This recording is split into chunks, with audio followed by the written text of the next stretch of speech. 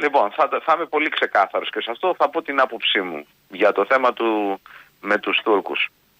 Λοιπόν, τη φράση μάλλον ότι στον κομμουνισμό που λέγανε επί Σοβιετίας, εν πάση περιπτώσει, εμείς υποχρεινόμεθα ότι δουλεύουμε και αυτοί υποκρίνονται ότι μας πληρώνουν.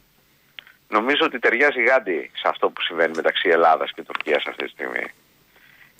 Έχουμε ένα ρεσιτάλ υποκρισίας υπό ποια έννοια? Υπό την έννοια ότι υποτίθεται ότι διαπραγματευόμεθα για να βρούμε τη λύση, γνωρίζοντας και οι δύο, και ειδικά η ελληνική πλευρά, ότι είναι τόσο μαξιμαλιστική η πλευρά της Τουρκίας, όπως πολύ σωστά είπες, διότι αυτά λένε οι αναλυτές και σήμερα λένε ότι υπάρχουν 150 νησιά τα οποία είναι τουρκικά και εν πάση περιπτώσει δεν είναι ελληνικά και το ένα και το άλλο. Άντε, λέει, να τελειώνουμε, να τα πάρουμε να τελειώνουμε. Έτσι, είναι σαν να πας στο σούπερ μάρκετ να πάρεις γαλατάκια. Λοιπόν, τα γνωρίζουμε αυτά. Η Τουρκία αυτή τη στιγμή, ο κύριος Ερντογάν χρειάζεται απολύτως χρειάζεται χρήματα. Άρα λοιπόν πρέπει να δείξει ένα καλό πρόσωπο στη Δύση και χρειάζεται τα F-16. Είναι ξεκάθαρο, δεν θα έχει αεροπορία αν δεν πάρει τα F-16. Πιστεύω λοιπόν ότι η Τουρκία ποιεί την ανάγκη φιλοτιμία από το Φεβρουάριο λοιπόν και το καταστροφικό αυτό σεισμό τον οποίον υπέστη, και για να μπορέσει ο Ερντογάν να πάρει αυτό που θέλει από τη Δύση πρέπει να δείξει σε κάθε περίπτωση ότι εν πάση περιπτώσει έχει αλλάξει τουλάχιστον τη ρητορική του. Αυτό συμβαίνει επί της ουσίας με την Τουρκία. Εμείς όπως πάντα είμαστε δεκτικοί σε οποιοδήποτε τύπου κέλευσμα της Τουρκίας, ιστορικά δηλαδή συμβαίνει αυτό, όταν θεωρούμε ότι εν πάση περιπτώσει υπάρχει χώρος για κάποιο τύπου διαπραγμάτευση. Εγώ θα πάρω το καλό σενάριο και θα πω ότι η ελληνική πλευρά συζητάει αυτή τη στιγμή, διότι από τη στιγμή που συζητάει κερδίζουμε χρόνο, και το κερδίζουμε χρόνο εμείς για μας σημαίνει ότι εν πάση περιπτώσει κάποια οπλικά συστήματα που είναι υπό παραγγελία και είναι πάρα πολύ σημαντικά για τις ένοπλες δυνάμεις έρχονται, ότι εν πάση περιπτώσει ενδυναμώνουμε κάποιες συμμαχίες και σε κάθε περίπτωση έχουμε, όπως και να το κάνουμε, από το Φεβρουάριο μέχρι τώρα τελικά φαίνεται ότι υπάρχει μια πιο ήρεμη ατμόσφαιρα εκ των πραγμάτων από την Τουρκία στο Αιγαίο και εν πολλοίς στην Ανατολική Μεσόγειο. Άρα λοιπόν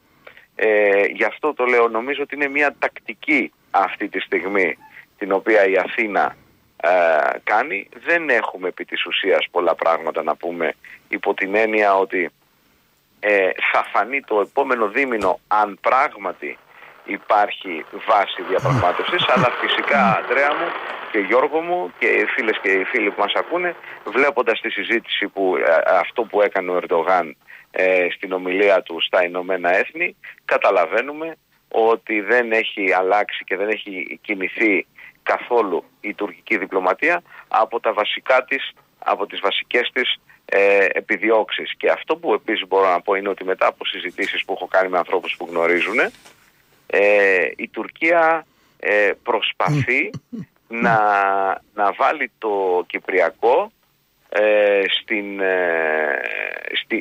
στην ελληνοτουρκική διένεξη και να δώσει προτεραιότητα στο συγκεκριμένο θέμα, γιατί το συγκεκριμένο ζήτημα με το Κυπριακό, και δεν είναι τυχαίο λοιπόν ότι έχουμε την συζήτηση Μητσοτάκη Χριστοδουλίδη τώρα, και φαντάζομαι ότι ο Πρωθυπουργός στην ομιλία του στα Ηνωμένα Έθνη θα μιλήσει για το Κυπριακό, κάτι που δεν είχε κάνει πέρσι.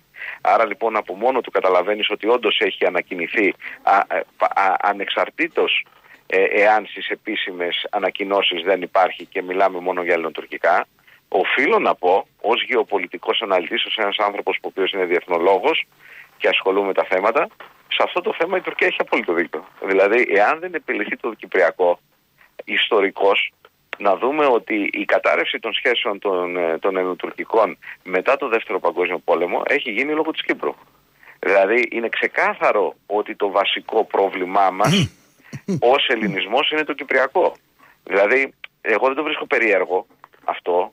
Έτσι, το περίεργο είναι να υποκρίνεται η Ελλάδα ότι το Κυπριακό είναι εκτός ελληνοτουρκικής αντιπαράθεσης. Και το έχουμε συζητήσει πάρα πολλές φορές εκατοντάδες φορές εμείς από αυτή τη συχνότητα, ότι η Κύπρος είναι το γεωπολιτικό βαρόμετρο του ελληνισμού. Ιστορικός, από την εποχή του Κίμωνος και των Περσικών πολέμων, περνώντας στη Ρωμαϊκή και στους Βυζαντινούς χρόνους και καταλήγοντας στη σύγχρονη εποχή. Όποτε η Κύπρος ήταν κοντά στο εθνικό κέντρο, με όποια μορφή αυτή ήταν, είτε πραγματικό μέρος του κράτους είτε κοντά στο εθνικό κέντρο, ο ελληνισμός ήταν ισχυρός και είχε μεγάλη παρουσία στο λίκνο του, το οποίο είναι η Ανατολική Μεσόγειος και το Αιγαίο. Όποτε η Κύπρος βρισκόταν και λειτουργούσε ως non-man land, εν πάση περιπτώσει, ήταν μοιρασμένη μεταξύ Ελλήνων Περσών ή Βυζαντινών Αράβων, ή προφανώς δεν ήταν υπό τον έλεγχο, εν πάση περιπτώσει, των ελληνικών κρατών, τα οποία διαχρονικά είχαν δημιουργηθεί, τότε ήταν ξεκάθαρο ότι ο ελληνισμός βρισκόταν σε αποδρομή, βρισκόταν σε παρακμή και αντιμετώπιζε προβλήματα ύπαρξης της κρατικής οντότητας της οποίας είχε εκείνη την εποχή. Άρα το κλείνω εδώ ως πρώτη τοποθέτηση. Αυτό λοιπόν που θέλω να πω είναι ότι θα φανεί το επόμενο χρονικό διάστημα πραγματικά τι ακριβώς συζητάμε με την Τουρκία. Η Τουρκία φαίνεται ότι δεν έχει αλλάξει καθόλου τη στρατηγική της. Ο κύριος Ερντογάν και η Τουρκία έχει περισσότερο ανάγκη αυτές τις διαπραγματεύσεις από ό,τι έχει η Ελλάδα και εν πάση περιπτώσει θα φανεί. Αυτό που σίγουρα εγώ μπορώ να πω είναι ότι επειδή είναι μαξιμαλιστές οι Τούρκοι, δεν νομίζω ότι όσο καλή διάθεση να έχει και η ελληνική πλευρά δεν θα μπορεί να δώσει αυτά τα οποία θέλουν οι Τούρκοι. Οπότε γενικά καλό είναι να κρατάμε μια καθυστέρηση και να προετοιμαζόμαστε για την επόμενη κρίση, η οποία θα είναι σοβαρότατη όταν θα διαπιστώσει και η Άγκυρα και η Αθήνα ότι είναι πάρα πολύ δύσκολο να υπάρξει κάποιο σημείο επαφής.